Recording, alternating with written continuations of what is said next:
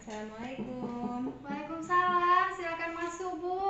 Ya, terima kasih. Silakan duduk Bu. Ya, ada yang bisa saya bantu Bu? Ada yang ingin saya tanyakan sama Ibu. Boleh, nama Ibu siapa? Nama saya Ibu Niken. Oh iya Bu Nike, nama saya Mutiara. Saya adalah petugas promosi kesehatan di puskesmas ini. Ibu Niken tinggal di mana? Di sekitar puskesmas ini, Bu. Oh jadi Ibu tinggalnya di sekitar puskesmas ya Bu ya? Iya. Jadi apa yang ingin Ibu tanyakan Bu?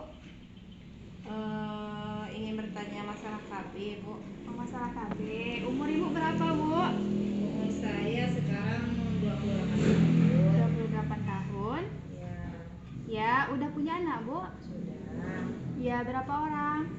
Anak saya sudah 2 orang, Bu. 2 orang. Umurnya Ya. berapa Bu? Anak yang pertama umur 3 tahun. Umur yang pertama 3 tahun. Ya, yang kedua baru 1 tahun. Oh, yang kedua 1 tahun. Ya. Kegiatan Ibu sehari-hari apa Bu? Kegiatan saya sehari-hari ya sebagai ibu rumah tangga, Bu, cuma ngurus anak, ngurus suami. Oh begitu. Ya. Tadi Ibu mengatakan bahwa Ibu ingin berkonsultasi tentang KB. Ya. Nah, boleh Ibu ceritakan apa yang menjadi masalah Ibu sehingga Ibu ingin berkonsultasi mengenai KB ini, Bu? Saya sudah menggunakan KB suntik 3 bulan, Ya. lebih kurang 9 bulan. Jadi selama pakai KB suntik ini, Ya. berat badan saya ini semakin hari rasanya semakin bertambah, gemuk sekali rasanya sekarang, Bu. Jadi karena itu saya khawatir kalau saya meneruskan KB suntik ini, Ya. saya khawatir kalau berat badan saya tidak bisa kembali normal lagi. Ya Bu. Jadi karena itu saya ingin bertanya, apakah ada KB lain selain suntik ini, karena saya berencana ingin mengganti KB saya ini. Ya Bu. Iya. Tadi Ibu mengatakan bahwa Ibu tuh merasa khawatir karena Iya. pertambahan berat badan akibat dari jenis KB yang Ibu pakai sekarang. Iya. Ya, jadi Ibu ingin mengganti KB saja, begitu ya Bu ya? Iya. Selain dari selain dari pertambahan berat badan, keluhan apa lagi yang Ibu rasakan Bu? Keluhan lain rasanya tidak ada, cuma itu tadi, berat badan tadi. Jadi Semakin gemuk tadi saya. ya itu aja Bu. Iya. Jadi Ibu khawatir dengan pertambahan berat badan sehingga ingin mengganti jenis KB lain gitu ya Bu ya. Iya. Nah, Ibu bertanya apakah ada jenis KB lain selain dari KB suntik, begitu ya Bu ya. Iya. Nah, di sini saya akan menjelaskan kepada Ibu jenis-jenis KB apa saja selain dari KB suntik. Iya. Nah, yang pertama Bu, sebenarnya KB itu terdiri dari 2 macam. Iya. Yang pertama itu ada jangka panjang, yang kedua Iya. itu ada jangka pendek. Iya. Nah, untuk KB jangka panjang itu ada dinamakan dengan kontrasepsi mantap Bu. Kalau untuk perempuannya itu disebut dengan MOW, sedangkan untuk laki-laki itu disebut dengan MOP. Nah, kalau bahasa awamnya itu dinamakan steril Bu. Nah, apakah Ibu pernah mendengar jenis KB ini Bu? Rasanya belum pernah saya mendengarnya, Bu. Belum pernah Ibu dengarnya? Belum. Nah, saya jelaskan kalau jenis KB kontrasepsi mantap ini atau bahasa awamnya itu steril, itu tuh biasanya dipakai oleh pasangan suami istri yang sudah tidak lagi ingin mempunyai anak, Bu. Biasanya pasangan suami istri yang sudah memiliki cukup anak, kemudian atau pasangan suami istri yang sudah memiliki umur 35 tahun ke atas. Nah, ini merupakan jenis KB yang biasanya digunakan oleh pasangan suami istri tersebut. Nah, apakah Ibu sudah paham dengan jenis KB kontrasepsi mantap atau steril yang sudah saya jelaskan ini? Berarti kalau KB steril ini kita tidak bisa punya anak lagi ya, Bu? Ya, kalau kekurangannya memang itu Bu. Kekurangannya ketika kita sudah memasang KB kontrasepsi mantap ini atau steril ini, kita memang tidak bisa lagi kita punya anak gitu Bu. Itu kekurangannya kalau jenis KB ini Bu. Oh gitu ya, Bu? Ya, ada pertanyaan lain Bu? Ada yang lain KB-nya lagi, Bu? Ada, yang kedua ada itu namanya IUD atau dinamakan dengan spiral. Apa Ibu pernah dengar KB spiral ini Bu? Belum Bu, saya yang tahu dikasih Bu bidan waktu itu cuma suntik aja Bu. Oh begitu. Nah, Iya. ini bentuk dari KB spiral ini, Bu. Nah, ini bentuknya, Bu. Biasanya KB spiral ini dipasangkan pada rahim ini, Bu. Itu KB spiral. Biasanya kalau KB spiral ini juga memiliki waktu-waktu kita pemasangannya, Bu. Biasanya kalau spiral dipasang pada saat ibu haid. Oh gitu. Nah, itu, Bu. Uh, Kalau kekurangannya, Bu, siklus haid kita tidak teratur, Bu. Dan rasa nyeri haid lebih daripada biasanya kalau pakai jenis KB spiral ini. Nah, apakah ibu ingin bertanya tentang KB ini? Jadi KB spiral ini tidak bisa sembarang waktu ya Bu ya? Enggak bisa sembarangan waktu, Bu. Kita pas pemasangan KB spiral ini, ibu dipasangnya pada saat ibu haid. Oh, gitu. Nah, kalau selain itu, Bu, KB spiral ini juga memiliki waktu jangka yang panjang. Bisa itu 8 sampai dengan 10 tahun. Itu untuk spiral. Nah, itu, Bu. Kelebihan dari spiral ini jangka waktunya panjang, Bu. Oh, berarti lama makanya ya Bu? Iya, ya? iya. Ya, Bu. Ada yang ingin Ibu tanyakan lagi, Bu? Selain itu apalagi tuh Bu? Selain itu jenis KB-nya. Iya. Nah, ini ada jenis KB yang ketiga, yaitu implan. Nah, implan ini, Bu, biasanya apakah Ibu pernah mendengar jenis KB implan? Rasa-rasanya dulu pernah ada dengar kawan yang Iya. pakai, tapi saya tidak pernah dijelaskan Bu. Cuma Iya. kawan bilang pasang implan tuh dibuat luka gitu Bu. Iya. Tapi saya tidak tahu, baru kali ini lihatnya Bu. Oh begitu. Iya. Nah, kalau jenis KB implan, nah ini bentuknya, Bu. Ini bentuk alat dari KB implan tersebut. Nah, biasanya KB ini dipasang pada lengan kiri, Bu. Lengan kiri bagian atas.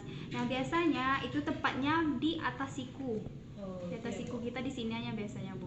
Nah, untuk kelebihannya, jenis KB implan ini juga memiliki jangka waktu yang panjang, Bu.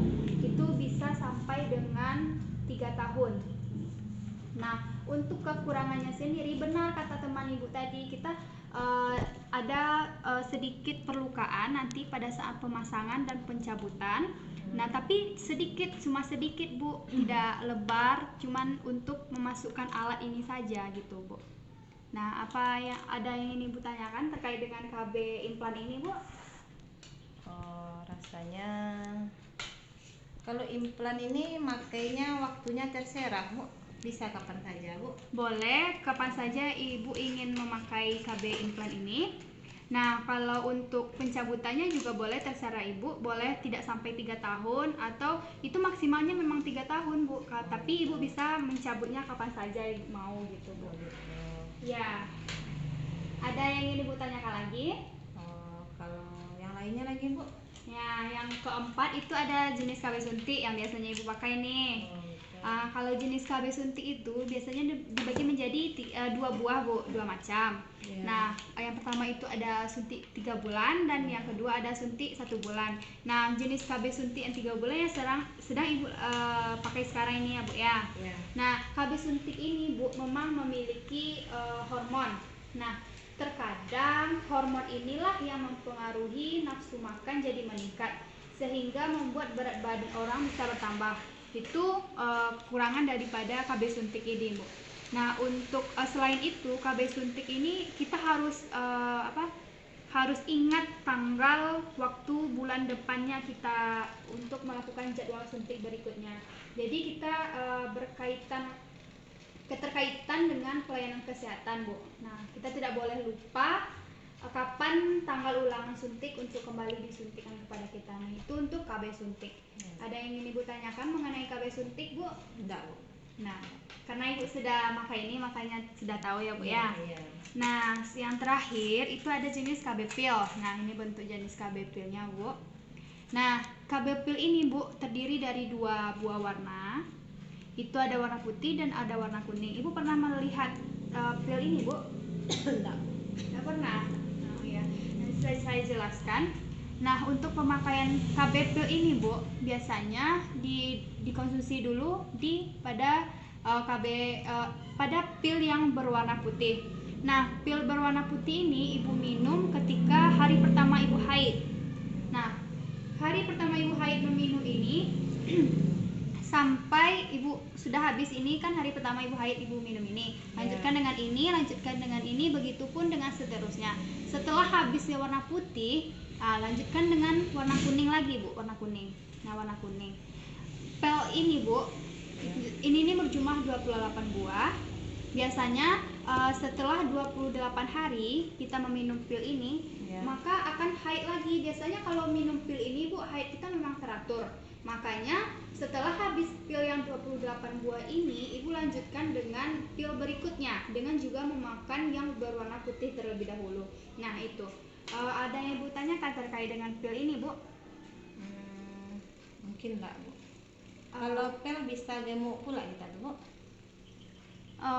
Iya bisa gemuk kita, karena setiap KB itu biasanya mempunyai hormon bu. Biasanya dapat mempengaruhi nafsu makan seseorang gitu. Kalau karena itu tuh diiringi juga bu, karena pola makan kita, terus karena aktivitas juga, terus juga karena istirahat yang tidak yang berlebih gitu, bisa juga dipengaruhi oleh itu sebenarnya bu.